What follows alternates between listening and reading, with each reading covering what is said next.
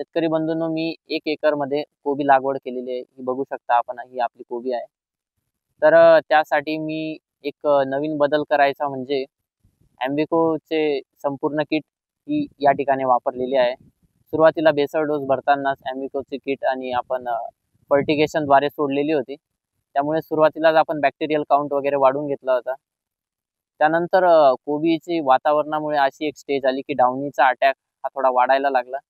त्यानंतर आमचे मार्गदर्शक खैरनार सर यांनी सांगितले, की तुम्ही स्पार्कर पी आणि ॲबामायसिनचा स्प्रे घ्या. हे आम्ही बुरशीनाशक म्हणून याचा स्प्रे घेतला. त्यामुळे करप्यावर आणि डाउनीवर एक अतिशय चांगला कंट्रोल मिळालेला आहे आणि कोबी चांगल्या पोझिशनमध्ये आहे.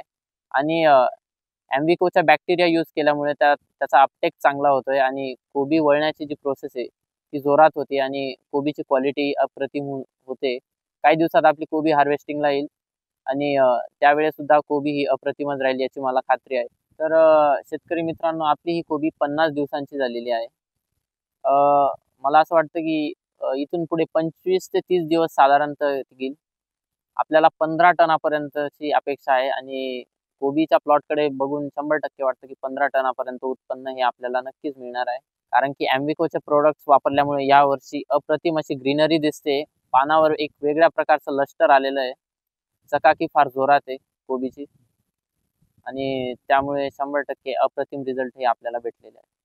तर यावर्षी वातावरणामुळे डावणी डावणी मिल्ड्यूचा प्रादुर्भाव हा भयंकर आहे.